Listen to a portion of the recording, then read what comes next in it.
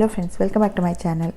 ಇವತ್ತಿನ ವಿಡಿಯೋದಲ್ಲಿ ಈ ಟೊರೇನಿಯಾ ಅನ್ನೋ ಪ್ಲ್ಯಾಂಟ್ನ ಯಾವ ರೀತಿ ಯಾವಾಗಲೂ ಹೂವಿರೋ ಥರ ಸಕ್ಸಸ್ಫುಲ್ಲಾಗಿ ಬೆಳೆಯೋದು ಅನ್ನೋದನ್ನ ತೋರಿಸ್ತೀನಿ. ಈ ಟೊರೇನಿಯಾ ಪ್ಲ್ಯಾಂಟ್ನ ವಿಶ್ಬೋನ್ ಫ್ಲವರ್ ಅಂತ ಹೇಳ್ತಾರೆ, ಬ್ಲೂ ವಿಂಗ್ಸ್ ಅಂತ ಕೂಡ ಕರೀತಾರೆ. ಇದರಲ್ಲಿ ಕಾಮನ್ ಆಗಿ 3 ಕಲರ್ ಬರುತ್ತೆ. ಪರ್ಪಲ್, ಯೆಲ್ಲೋ ಮತ್ತು ಪಿಂಕ್ ಕಲರ್ ಬರುತ್ತೆ. ಈ 3 ಕಲರ್ಲಿ ಸ್ವಲ್ಪ ಲೈಟ್ ಮತ್ತು ಡಾರ್ಕ್ ಈ ರೀತಿ ವೇರಿಯೇಷನ್ ಇರುತ್ತೆ.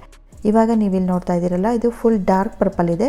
ಇದರಲ್ಲಿ ವೈಟ್ ಫ್ಲವರ್ ಮಧ್ಯದಲ್ಲಿ ಪರ್ಪಲ್ ಕಲರ್ ಇದೆ, ಇದು ಲ್ಯಾವೆಂಡರ್ ಕಲರ್ ಇದೆ, ಇನ್ನೊಂದು ಪಿಂಕ್ ಕಲರ್ ಇದೆ. ಆದರೆ ಎಲ್ಲ ಹೂನಲ್ಲೂ ಮಧ್ಯದಲ್ಲಿ ಯೆಲ್ಲೋ ಕಲರ್ ಮಾರ್ಕ್ ಇದೆ. ಈ ಗಿಡನ ಬೆಳೆಯೋದಕ್ಕೆ ತುಂಬ ದೊಡ್ಡ ಪಾಟ್ ಏನು ಬೇಕಾಗಲ್ಲ.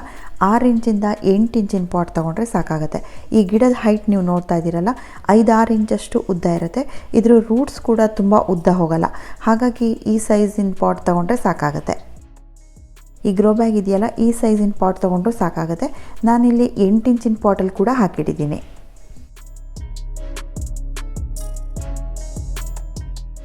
ಇದಕ್ಕೆ ಪಾಟ್ ಮಿಕ್ಸ್ಚರ್ ನಾನು ಯಾವ ರೀತಿ ತೊಗೊಂಡಿದ್ದೀನಿ ಅಂತ ಅಂದರೆ, ಅರ್ಧ ಭಾಗದಷ್ಟು ಮಣ್ಣು ತೊಗೊಂಡಿದ್ದೀನಿ, ಇನ್ನು ಅರ್ಧ ಭಾಗದಲ್ಲಿ ಕೋಕೋಪಿಟ್ ಮತ್ತು ಕಾಂಪೋಸ್ಟ್ನ ಮಿಕ್ಸ್ ಮಾಡ್ಕೊಂಡಿದ್ದೀನಿ.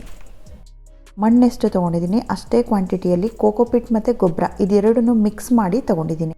ಈ ಗಿಡಕ್ಕೆ ಕಾಂಪೋಸ್ಟ್ ಆಗಲಿ ಫರ್ಟಿಲೈಸರ್ ಆಗಲಿ ಜಾಸ್ತಿ ಹಾಕಬಾರ್ದು, ಹಾಗಾಗಿ ನಾನು ಮಣ್ಣನ್ನು ಜಾಸ್ತಿ ತೊಗೊಂಡಿದ್ದೀನಿ. ಫರ್ಟಿಲೈಸರ್ ಜಾಸ್ತಿ ಹಾಕಿದರೆ ಹೂ ಚೆನ್ನಾಗಿ ಬರಲ್ಲ. ಹಾಗೆ ನೀರನ್ನು ಜಾಸ್ತಿ ಹಾಕಬಾರ್ದು. ಮೇಲ್ಗಡೆ ಮಣ್ಣು ಒಣಗಿದ ಮೇಲೆ ನೀರು ಹಾಕಬೇಕು. ಈ ಗಿಡದ ಸ್ಟೆಮ್ ತುಂಬ ಸಾಫ್ಟಾಗಿರುತ್ತೆ. ಹಾಗಾಗಿ ನೀರು ಜಾಸ್ತಿ ಆದಾಗ ಇದ್ರ ಕೆಳಗಡೆ ಇರೋವಂಥ ಬ್ರ್ಯಾಂಚಸ್ ಆಗಲಿ ಎಲೆಗಳಾಗಲಿ ಕರಗ್ತಾ ಬರುತ್ತೆ.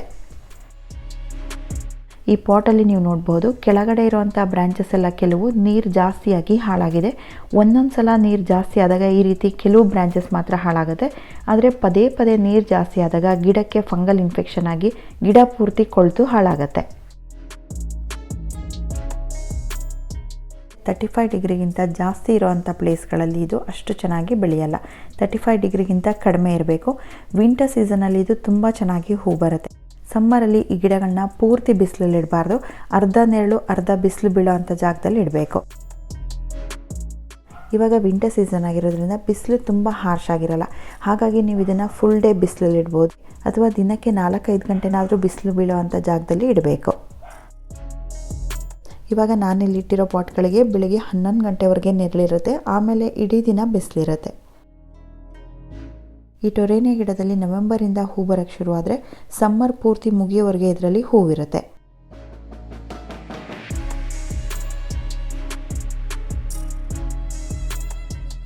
ವಿಂಟರ್ ಸೀಸನಲ್ಲಿ 2 ದಿನಕ್ಕೊಂದ್ಸಲ ನೀರು ಹಾಕಿದರೆ ಸಾಕು. ಸಮ್ಮರಲ್ಲಿ ಡೈಲಿ ನೀರು ಹಾಕಬೇಕು. ಹೂ ಪೂರ್ತಿ ಅರಳು ಹೋದ್ಮೇಲೆ ಅದರಲ್ಲಿ ಬೀಜಗಟ್ಟಕ್ಕೆ ಶುರುವಾಗುತ್ತೆ. ಈ ರೀತಿ ಒಣಗ್ತಾ ಬರುತ್ತೆ. ಈ ಒಣಗಿರೋದನ್ನು ಕಟ್ ಮಾಡಿಬಿಟ್ಟು ತೆಗಿತಾ ಇರಬೇಕು. ಇದೊಂದು ಪೆರಿನಿಯಲ್ ಪ್ಲ್ಯಾಂಟ್ ಆಗಿರೋದ್ರಿಂದ ಈ ಬೀಜಗಳನ್ನು ನಾವು ಎಲ್ಲಿ ಹಾಕ್ತೀವಿ ಅಲ್ಲಿಂದ ಹೊಸ ಗಿಡಗಳು ಹುಟ್ಟುತ್ತಾನೆ ಇರುತ್ತೆ. ಹಾಗಾಗಿ ನೀವು ಅದೇ ಗಿಡದ ಬುಡಕ್ಕೂ ಕೂಡ ಹಾಕ್ಬೋದು, ಅಥವಾ ಖಾಲಿ ಜಾಗ ಎಲ್ಲಿರುತ್ತೆ ಅಲ್ಲೆಲ್ಲ ಈ ರೀತಿ ಹಾಕಿದರೆ ಅಲ್ಲಿಂದನೂ ಹೊಸ ಗಿಡಗಳು ಹುಟ್ಟುತ್ತಾ ಇರುತ್ತೆ. ಈ ಟೊರೇನಿಯಾ ಗಿಡದಲ್ಲಿ ಹೂ ಜಾಸ್ತಿ ಬಿಡಬೇಕಾದ್ರೆ ಹೂ ಅರಳು ಹೋಗಿರೋದನ್ನೆಲ್ಲ ಕಟ್ ಮಾಡಿಬಿಟ್ಟು ತೆಗಿತಾ ಇರಬೇಕು. ಅದರಿಂದ ಹೊಸ ಬ್ರಾಂಚಸ್ ಬಂದು ಗಿಡ ಕೂಡ ತುಂಬ ಬುಷಿಯಾಗಿ ಬೆಳೆಯುತ್ತೆ. ಈ ಗಿಡ ಸ್ವಲ್ಪ ಸಾಫ್ಟ್ ಆಗಿರೋದ್ರಿಂದ ಇದರ ಸ್ಟೆಮ್ಸ್ ಕೂಡ ಸಾಫ್ಟ್ ಆಗಿರೋದ್ರಿಂದ ನಾವು ಕೈಯಲ್ಲೇ ಕಟ್ ಮಾಡಿಬಿಟ್ಟು ತೆಗಿಬಹುದು.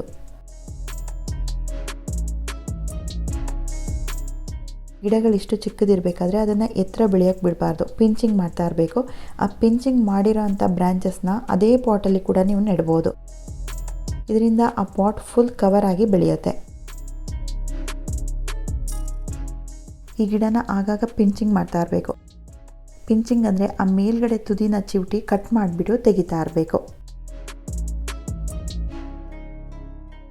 ಆ ಕಟ್ ಮಾಡಿರೋದನ್ನ ಕಡೆ ವೇಸ್ಟ್ ಮಾಡಬಾರ್ದು. ಅದನ್ನು ಒಂದು ಕಡೆ ನೆಟ್ಟರೆ ಇದು ತುಂಬ ಸಾಫ್ಟ್ ಆಗಿರೋದ್ರಿಂದ ತುಂಬ ಬೇಗ ಬೆಳೆಯುತ್ತೆ. 15 ದಿನಕ್ಕೇ ಇದರಲ್ಲಿ ಹೂ ಬರುತ್ತೆ.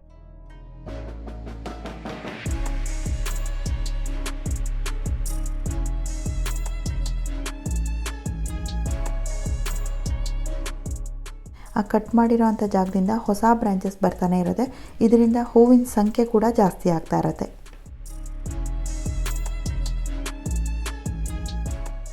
ಈ ಗಿಡನ ಪಾಟಲ್ಲಿ ಮಾತ್ರ ಅಲ್ಲ, ಗ್ರೌಂಡಲ್ಲಿ ಕೂಡ ಬೆಳೆಸ್ಬೋದು. ಇದರ ಹೈಟ್ ಇಷ್ಟೇ ಇರೋದ್ರಿಂದ ನೀವು ಗ್ರೌಂಡಲ್ಲಿ ಹಾಕೋದಾದರೆ ಉದ್ದವಾಗಿ ಬಾರ್ಡರ್ ರೀತಿ ಹಾಕಿದರೆ ನೋಡೋಕ್ಕೆ ತುಂಬ ಚೆನ್ನಾಗಿ ಕಾಣಿಸುತ್ತೆ. ಮಳೆಗಾಲದಲ್ಲಿ ಈ ಗಿಡ ಪೂರ್ತಿ ಹಾಳಾಗಿರುತ್ತೆ, ಮಳೆ ನೀರಿಂದಾಗಿ ಹಾಳಾಗಿರುತ್ತೆ. ಆದರೆ ಇದರ ಬೀಜಗಳು ಮಣ್ಣೊಳಗೆ ಸೇರಿಕೊಂಡಿರುತ್ತೆ. ಅಕ್ಟೋಬರ್ ನಂತರ ಆ ಗಿಡಗಳು ಹಾಳಾಗಿದ್ರೂ ಕೂಡ ಅದೇ ಜಾಗದಲ್ಲಿ ಹೊಸ ಗಿಡಗಳು ಹುಟ್ಕೊಳ್ಳುತ್ತೆ. ಇನ್ನು ಈ ಗಿಡಕ್ಕೆ ಫರ್ಟಿಲೈಸರ್ ಕೊಡೋದಾದರೆ ನೀವು ಆರ್ಗ್ಯಾನಿಕ್ ಆಗಿರೋದು ಯಾವ್ದು ಬೇಕಾದರೂ ಕೊಡ್ಬೋದು. ವರ್ಮಿ ಕಾಂಪೋಸ್ಟ್ ಕೊಡ್ಬೋದು, ಸೆಗಣಿ ನೀರು ಕೊಡ್ಬೋದು, ಯಾವ್ದು ಬೇಕಾದರೂ ಹಾಕ್ಬೋದು.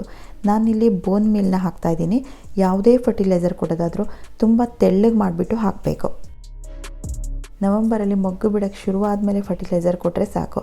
ಕೆಮಿಕಲ್ ಫರ್ಟಿಲೈಸರ್ ಕೂಡ ಕೊಡ್ಬೋದು. NPK ಅಥವಾ DAP ಹಾಕ್ಬೋದು. ಆದರೆ 1 ಲೀಟ್ರ್ ನೀರಿಗೆ ಅರ್ಧ ಸ್ಪೂನ್ ಮಾತ್ರ ಹಾಕಬೇಕು. ಈ ಗಿಡಕ್ಕೆ ಹೀಟ್ ಆಗಬಾರ್ದು.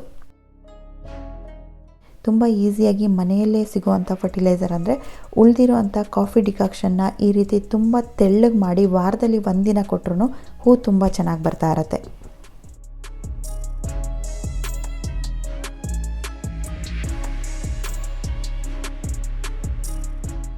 ಈ ಗಿಡಕ್ಕೆ ಯಾವುದೇ ರೋಗ ಆಗಲಿ ಹುಳುಗಳದ್ದಾಗಲಿ ಕಾಟ ಇರಲ್ಲ. ಎಲೆಗಳು ತುಂಬ ಲೈಟ್ ಗ್ರೀನ್ ಆಗಿ ಡಲ್ ಆಗಿದ್ದರೆ ಮಾತ್ರ ನೀವು ಎಪ್ಸಮ್ ಸಾಲ್ಟ್ನ ಸ್ಪ್ರೇ ಮಾಡಬಹುದು. ಸೊ ಫ್ರೆಂಡ್ಸ್, ಇದಿಷ್ಟೇ ಈ ಟೊರೇನಿಯಾ ಗಿಡದ ಬಗ್ಗೆ ಕೇರ್ ತೊಗೊಳಕ್ಕಿರೋದು. ಇದು ಆ್ಯನ್ಯುಯಲ್ ಪ್ಲ್ಯಾಂಟ್, ವರ್ಷ ಇಡೀ ಇರುತ್ತೆ. ಆದರೆ ವಿಂಟರ್ ಸೀಸನಲ್ಲಿ ತುಂಬ ಚೆನ್ನಾಗಿ ಹೂ ಬರುತ್ತೆ. ನೀವು ಒಂದು ಗಿಡ ತಂದರೆ ಅದರಲ್ಲಿ ಸ್ಟೆಮ್ ಕಟ್ಟಿಂಗ್ ಮಾಡಿಕೊಂಡು ತುಂಬ ಗಿಡಗಳನ್ನ ಮಾಡ್ಕೋಬೋದು. ಸೀಡ್ಸ್ ಕಲೆಕ್ಟ್ ಮಾಡಿಬಿಟ್ಟು ಕೂಡ ತುಂಬ ಗಿಡಗಳನ್ನ ಮಾಡ್ಕೋಬೋದು. ನಾನಿಲ್ಲಿ 2 ಗಿಡಗಳನ್ನ ಮಾತ್ರ ತಂದಿದ್ದೆ, ಅದರಿಂದ ಇಷ್ಟೊಂದು ಗಿಡಗಳನ್ನ ಮಾಡ್ಕೊಂಡಿದ್ದೀನಿ ಅಂತ ಹೇಳ್ತಾ ಈ ವಿಡಿಯೋ ಎಂಡ್ ಮಾಡ್ತಾ ಇದ್ದೀನಿ. Thank you for watching.